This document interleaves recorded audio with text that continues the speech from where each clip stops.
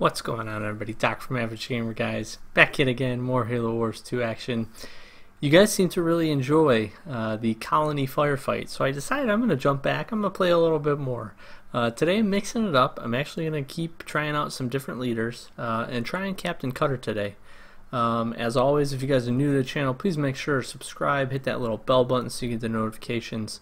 Also, you can find links down below in the description, but follow us on Twitter, join the Xbox Average Gamer Guys Club, do all that good stuff. And as always, if you enjoyed the video, leave a comment and let me know by hitting that thumbs up. I would really appreciate it. But so we're jumping into it. I kind of showed you the strategy and I was able to make it pretty far with Colony and actually had quite a bit of success running solo firefight with Cutter actually as well. So a couple reasons I picked Cutter. I apologize up front. I didn't do the deck guide prior to. This is actually the first game I played with this, so I was just kind of testing this deck out, and it ended up just like really working. Cutter seems to work out really good. Cutter was the one that I wanted to try out for a few reasons. The biggest one being the fact that he has two different Kodiaks. So he has the Stealth Kodiak and the Standard Kodiak. Those of you that have watched or done any amount of Blitz Firefight yourself, you know there's a couple key strategies. One, it's essentially to get set up on OP Ridge, the ridge in between B and C. And two, really is to just be good about energy collection. So I'll show you the deck at the end of the video if you want to just skip to that to see what I did. Absolutely. I'm trying to roll through this gameplay as quick as I can. I will slow it down here in just a few minutes to kind of show you once we get through the initial first couple of waves to kind of show you how I end up setting up, and I'll talk about it in depth. But again, Cutter worked out well for me just because the two Kodiaks are really key. The rest of it you could probably do with just about anybody else. I really recommend the Vultures. You don't have obviously the Locusts for this, so you don't really have a good small option that can do a lot of range damage. But kind of in return for that, you essentially are getting the Vultures, which for me were a unit that stayed alive really long. They have really great firepower, they have really good range, and I think in the long term they ended up actually being a little bit better than the Locust. Now obviously you can get a couple Locusts per what you could get for a Vulture, so it's kind of just dependent. The reason that I ended up liking them is because they only cost one unit. So you're going to be able to bring in more of them, and I think that's really what allowed me. I made it all the way to wave 50, which is I actually think my highest, which is really awesome. And doing it solo especially was huge for me. So the deck absolutely works. The strategy for me, clearly it works. Not a whole lot of struggle really for the most part. I had to be smart about some of the energy pickups. I think I only lose 2 or 3 throughout the whole course of this game, which is obviously again very important. You got to be able to pick up the energy every time. It gets to about wave 30 or 35, I think, where I've maxed population and I'm actually just collecting energy, and I go a couple waves without losing guys. So that really helped me to kind of extend as well. But yeah, so really liking him. I think he's good. I think, like I said, you could probably do this with a lot of the other UNSC leaders, but again, the thing you're missing the most is going to end up just being that second Kodiak. And I think having the capability to call in the two, yeah, you could cycle for the standard one. You could absolutely do that. But I think in terms of being able to kind of save some energy and get to him quickly, I think you'll find that Cutter works out the best. So in just a second here, we'll slow this down and I'll kind of talk you through specifics of how I set this up to kind of really take me through all these many waves. So here we go. So this is what I got set up. I've got a very small contingent on C, just a couple extractor marines. They were okay. You can absolutely use them. I've got a Nightingale over there, and I think a Wolverine. The rest of it, as always, you're putting your Kodiaks up on the ridge. I'm putting a Wolverine or 2 if you can to set up there with them, really just to help with the waves of aircraft, because that's really what's going to take a lot of your Kodiaks down, for the fact that they can't shoot them. I've got a Nightingale up above them also hugely important just to keep them healed. And then really on B, I've got a kind of a small force. I've got a Scorpion. I'm going to bring my Spartan down. I've got a Wolverine down there. And then here's where the Vultures play in huge. And this isn't great placement for these guys. I'm essentially going to just start pushing them forward. Put 1 or 2 on B.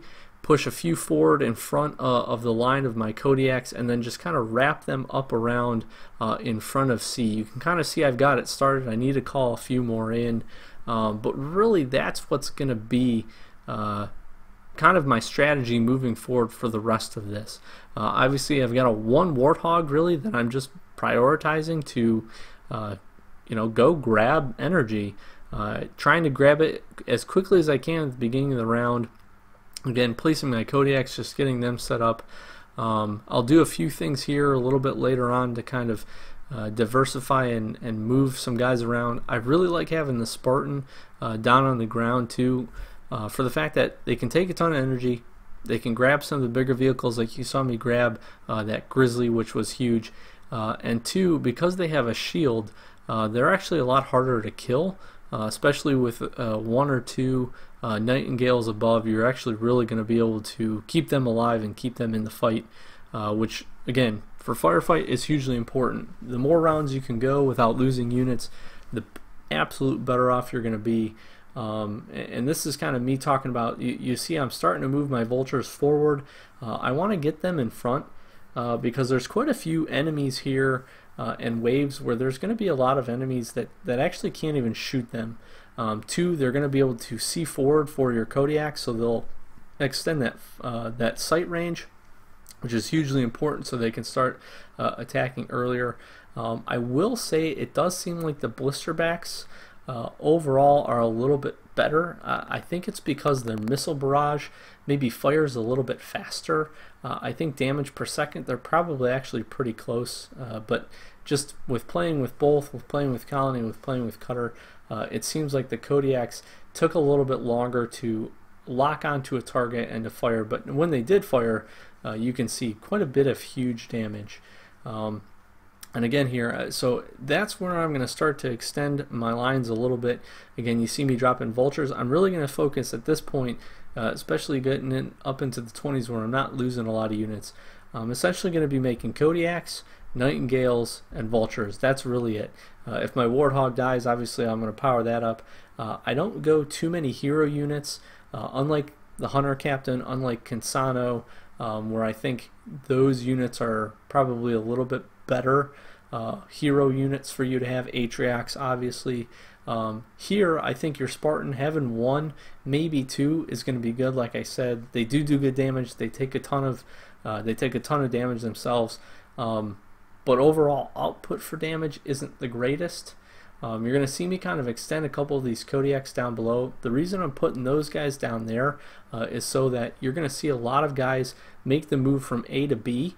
And your Kodiaks will typically fire to the north side of B first before they fire to the west of B, essentially in between A and B. By putting those 2 Kodiaks down below there, they'll kind of prioritize and fire on that gap in between A and B. So essentially kind of spreading the Kodiak damage out a little bit. Plus, not many units will push down that way, so those guys are generally pretty safe.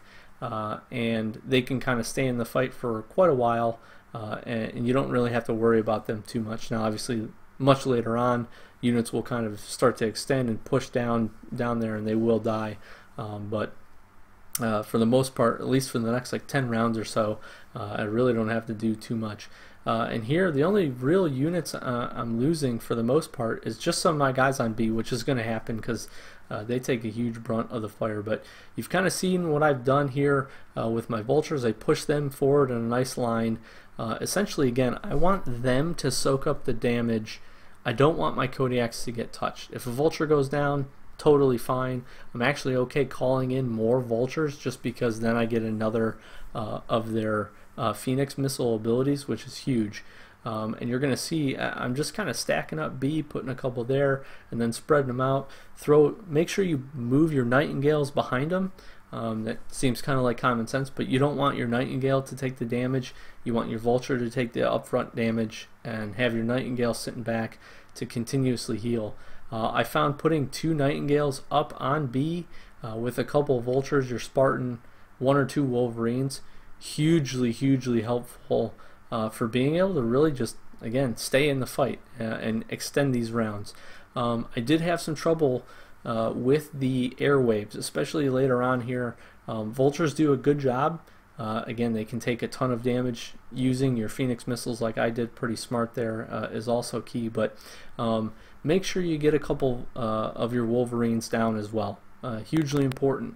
They need to be able to help you with those airwaves, and the rest of the waves essentially can take care of themselves. And that's why, again, you got to have somewhat of a balance. Like I said, Wolverines, Vultures, Kodiaks, and your Nightingales, those are going to be the things you're dropping down. Now with this deck, like I said, I'll show you guys at the end exactly what the setup was. But I did keep in 1 leader power close air support, which is actually pretty good. And as I started to use it more and more, I realized it was beneficial for 2 reasons. One, it does a good amount of damage, calls in those 4 Pelican gunships, which are really awesome and can really dole out quite a bit of damage in a pretty quick period, and also attack quite a bit of different units, which is super helpful. But additionally, the enemy units will actually focus on them instead of your units. So if you can kind of preempt it, call it in as the wave is pushing towards your guys, it's essentially just going to act kind of like a shield for the time that it's in there. You're going to see me use it here, and you see how they just instantly go to start to focus.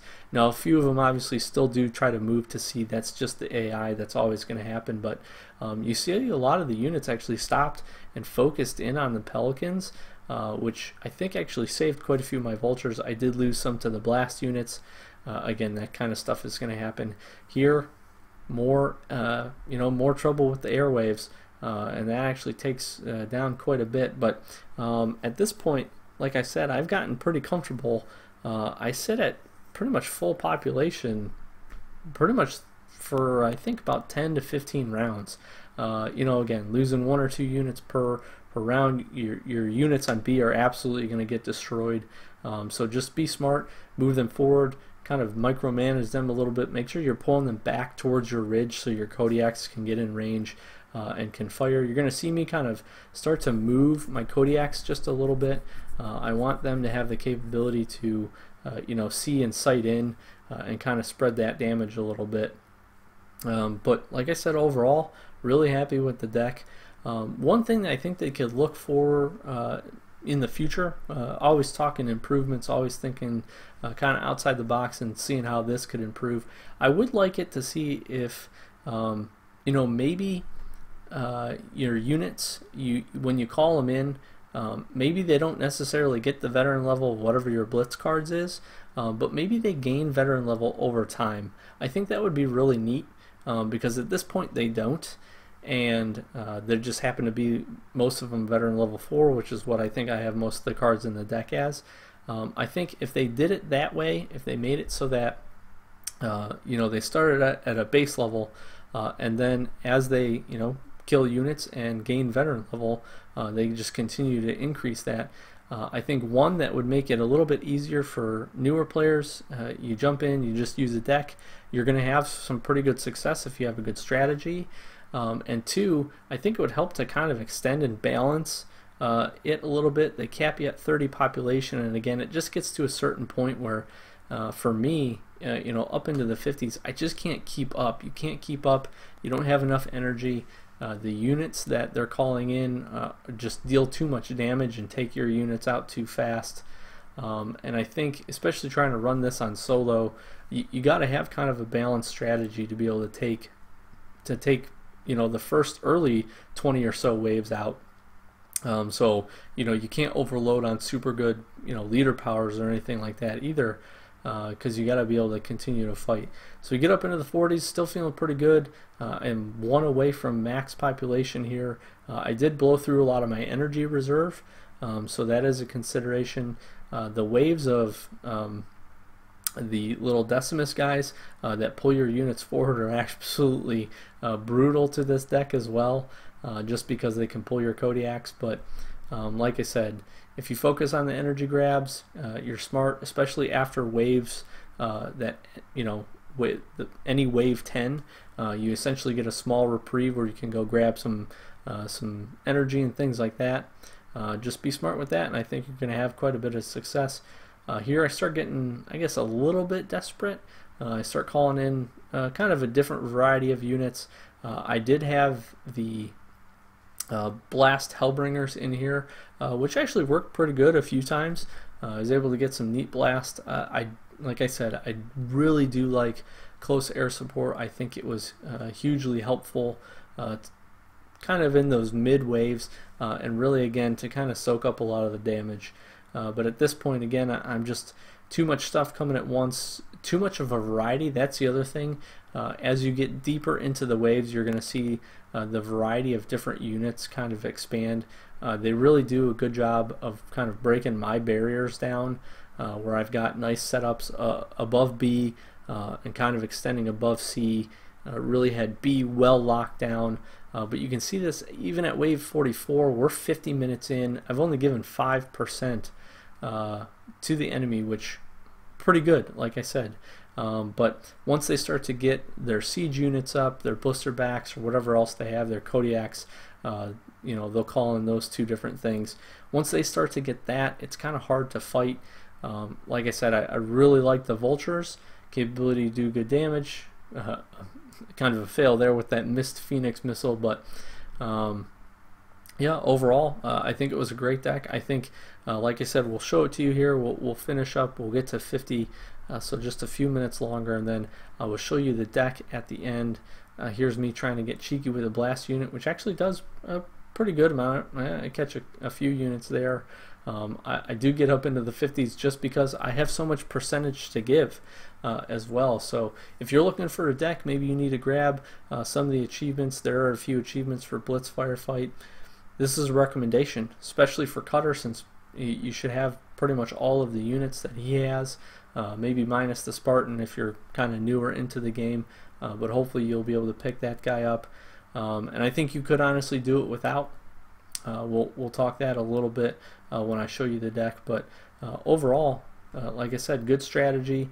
This strategy has always kind of worked for me, and this is kind of what we used a lot in the past here, just trying to hold out at this point.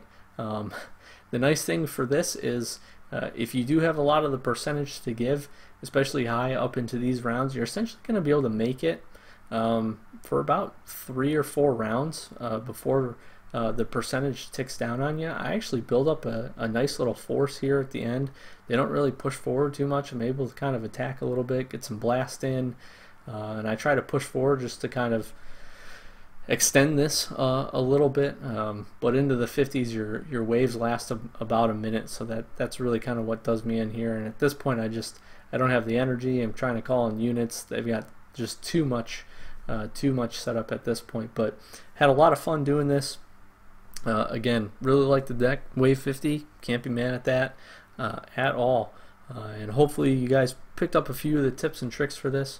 So I do want to show you the deck. This is the deck right here, running 2 different types of Wolverines. Again, I had some trouble with the airwaves, but this definitely helped.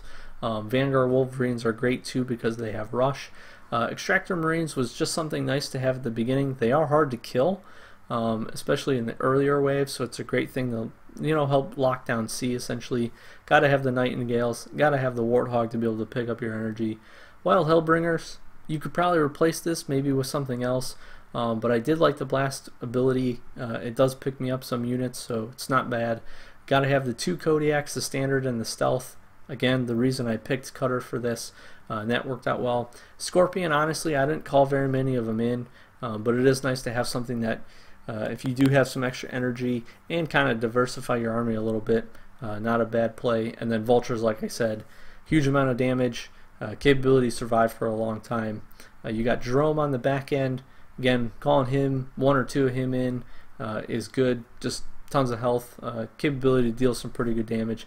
And then, like I said, close air support was really solid. So that's the deck. Again, I've been Doc with the Average Gamer, guys. Hopefully you guys enjoyed. Had a lot of fun doing this. Wave 50, not bad at all. Let me know what you think down in the comments below. Again, if you like the video, hit that thumbs up for me. Let me know if you're having trouble or you need any more tips or tricks. I'll definitely chat back with you in the comments. And as always, again, if you're new, make sure to hit that subscribe button. Follow us on Twitter. Join the Average Gamer Guys Club on Xbox. And hopefully maybe one day we'll play a little bit of Firefight with you guys. As always, love the support. Thank you guys so very much. Thank you for watching, and we'll check you in the next one.